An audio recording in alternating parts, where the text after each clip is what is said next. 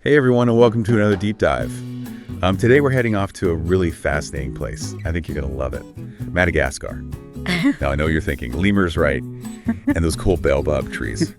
But trust me, there's so much more to this place than just the touristy stuff. We've got a ton of information here from all sorts of sources, and honestly, I had no idea just how interesting Madagascar's story really is. Yeah, it's a real island of surprises. It's like its whole journey, the geology, the human history, it's unlike anywhere else. Okay, so let's back up a bit. I mean, this island didn't just appear out of thin air, right? It's been on its own little adventure for millions of years. Okay, so picture this: Madagascar breaks away from Africa about 150 million years ago.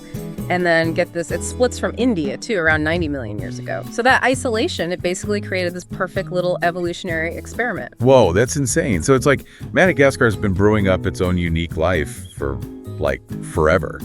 No wonder it's got all those crazy plants and animals you can't find anywhere else. Exactly. It's like over 80% of the species there are endemic, meaning you won't find them anywhere else on Earth. It's one of the most biodiverse places on the planet. Yeah, you know, I remember reading about those giant lemurs and elephant birds that used to be there. It's kind of sad, actually. Makes you think about how fragile ecosystems can be, especially when humans get involved. Definitely a sobering thought. And speaking of unique creatures, have you ever heard of tenrecs? Tenrecs? Not ringing a bell. They're these little mammals, kind of spiny looking, and get this, they've evolved to fill all sorts of ecological niches. So you've got some that burrow, some that swim, even some that look a lot like hedgehogs.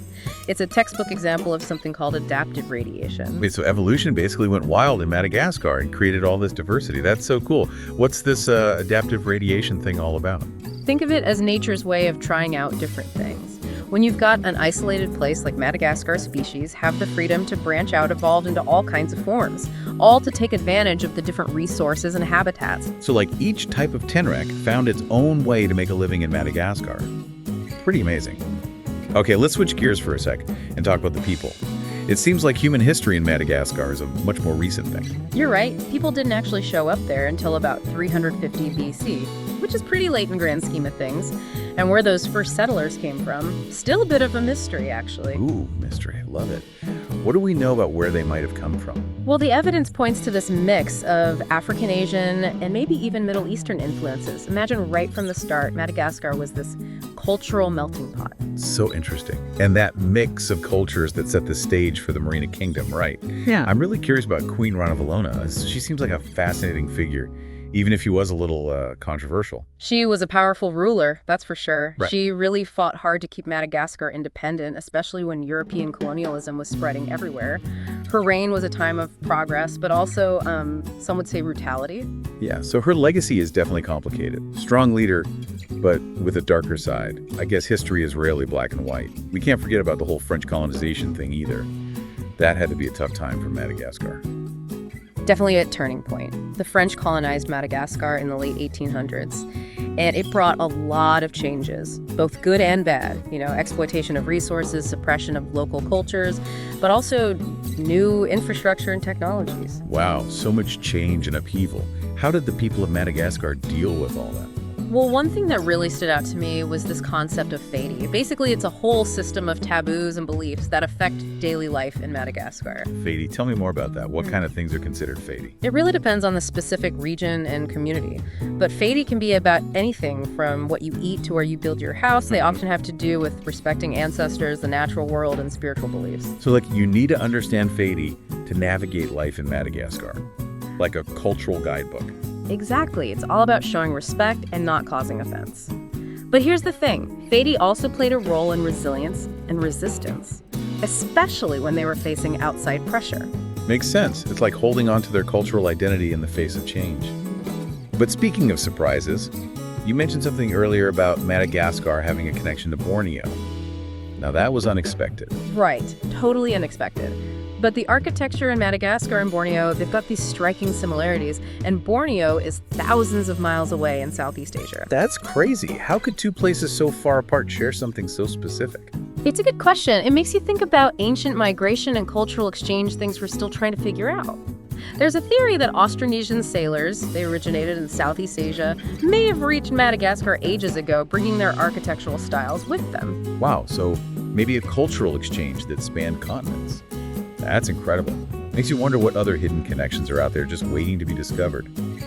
But before we go down that rabbit hole, I think it's important to remember that Madagascar, while being this amazing place with a rich history and unique culture, is also a developing nation facing some real challenges. Yeah, definitely. While we're talking about all the amazing stuff, it's important to remember that a lot of people in Madagascar face struggles every day.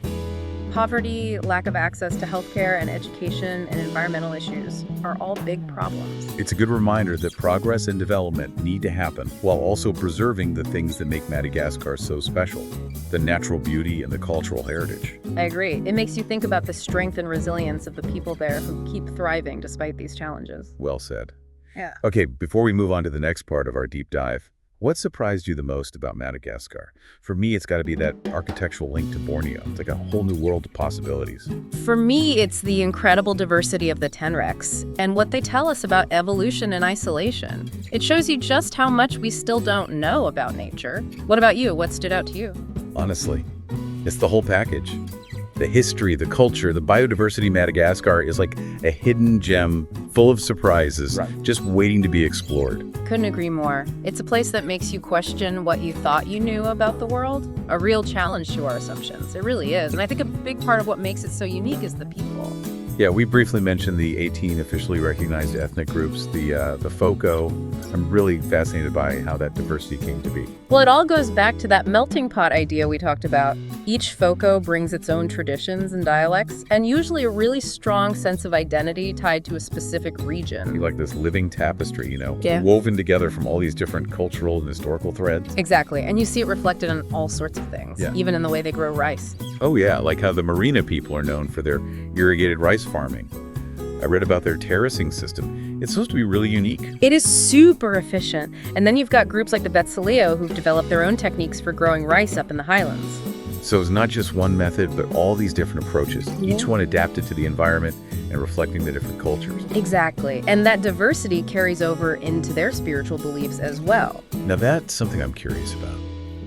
Is there like one main religion, or is it more of a mix? Definitely a mix. Christianity and Islam have made their way there over the centuries. But the indigenous belief system, the one that's rooted in animism and ancestor worship, it's still going strong. Animism. That's the belief that spirits live in nature, right? Like trees and rivers and stuff. That's it. And for many Malagasy people, it's not about picking one faith over another. It's more like weaving those different spiritual threads together. Sounds like a very holistic approach to spirituality. Speaking of weaving things together, what about language? Does everyone in Madagascar speak Malagasy, or are there multiple languages? Malagasy is the national language, and it really is a unifying force, even with the regional variations it has. It's a testament to how strong their cultural identity is, even after centuries of outside influence. So even with those dialect differences, Malagasy is like the common thread that connects them. Exactly. It symbolizes their shared heritage. But we can't forget about French either. It's still an official language because of the whole colonization thing. Right. I bet it's still used in government and schools and things. Yep. And some businesses too, but in everyday life. In homes and markets, Malagasy is definitely the language you hear. It's like this fascinating linguistic duality, reflecting the complexities of Madagascar's past. Okay, let's change gears a little. We've talked a lot about the cultural richness of Madagascar, but what about the challenges? I know that in developing countries, access to education and healthcare can be tough. That's true for Madagascar, too. Limited resources and persistent poverty, especially in rural areas, make it hard to provide good quality education and healthcare for everyone. It's really sad to think about people not having access to those basic things. What are some of the biggest obstacles they face? It's a whole bunch of things, really. Right. Lack of infrastructure, not enough trained professionals, and shortages of supplies. It all adds up. So it's a complex issue with no easy answers. I imagine there are people and organizations trying to make things better, though, right? Oh, absolutely. There are a lot of dedicated people and groups, both in Madagascar and internationally, working to improve access to education and healthcare, especially for those remote communities. That's good to hear. Okay. Before we finish up this part of our deep dive, I want to go back to something we talked about earlier, Madagascar's political journey. It seems like their road to stability has been pretty bumpy. Yeah, for sure. Madagascar has been through a lot. The decline of the Marina Kingdom, the fight for independence from France, and now the ongoing effort to build a stable and fair society. Let's start with the Merina Kingdom. What caused its decline in the end? It was kind of a perfect storm of internal and external pressures. They had power struggles within the kingdom. But in the end, it was France's ambitions that really tipped the scales. The French started pushing their influence in the late 1800s, and by 1896, they had made Madagascar a French colony. So that colonization was a big turning point, just like it was for so many other nations. What was life like under French rule?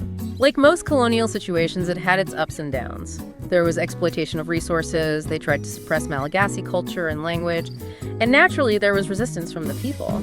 But there were some developments too. Infrastructure, technology, and education got some attention, though often it benefited the French more than the Malagasy people. A complicated legacy for sure, full of contradictions. But it's clear that the desire for self-rule never went away. When did Madagascar finally get its independence? They finally broke free from French rule in 1960. It was a huge moment for them, full of celebration and hope for the future. The hard-fought victory. I bet transitioning to independence had its own set of challenges. You're right. It's never easy to build a nation from scratch, especially after decades of colonial control. Madagascar had to deal with economic instability, political turmoil, and social unrest in those early years. So they had to figure things out, find their footing as a new nation. Yeah. Where does Madagascar stand politically today? Today, Madagascar is a republic with a multi-party system. They've made progress towards democracy, but it's an ongoing thing. There are still issues with things like corruption, poverty, and political instability that they're working on. Sounds like they're on the right track, but still have a ways to go. That's right. And it's important to keep in mind that building a truly stable and just society takes time, especially for a country that has gone through so much. Very true. A real testament to the Malagasy people that they keep striving for a better future. Okay, so we've talked about the incredible biodiversity, the unique cultures, and even the complicated political landscape of Madagascar.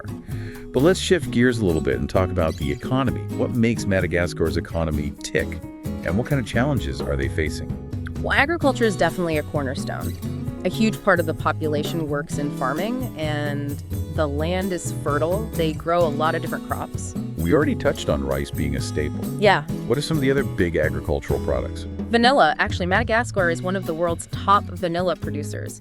Their vanilla is famous for its quality and flavor. It brings in a good chunk of income. They also grow a lot of coffee, cloves, and sugarcane. So they've got all the good stuff covered. And I heard that Madagascar has some valuable mineral resources too. That's right. They've got deposits of nickel, cobalt, and ilmenite, all of which are in high demand globally. Sounds like they've got some real assets that could boost their economy. Are there any downsides to managing those resources? There are always challenges when you're talking about extracting resources. It's important to make sure it's done sustainably, and that the benefits are shared fairly among the Malagasy people. It's a tough balance. Yeah, it sounds complicated. Balancing economic development with environmental protection and social equity. What about tourism?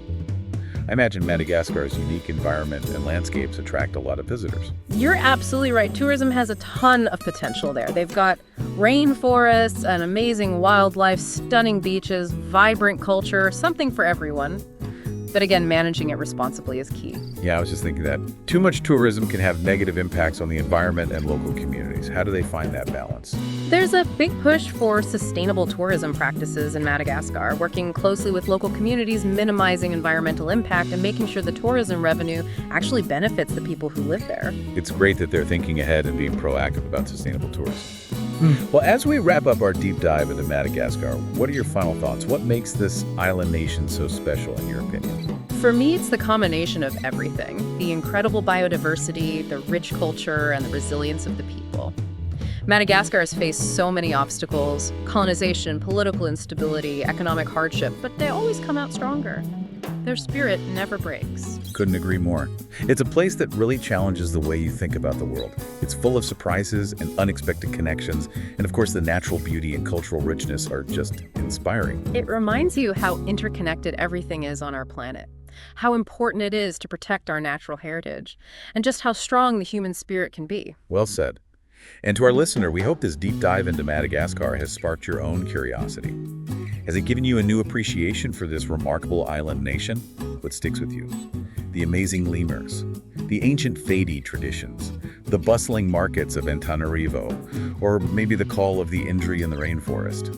whatever it is, we hope you keep exploring. Maybe you'll delve deeper into the history of the Marina Kingdom, or research the conservation efforts happening in Madagascar, or hey, maybe even plan a trip to experience it all firsthand. Thanks for joining us on this journey. We've loved exploring the hidden depths of Madagascar with you. Until next time, keep exploring.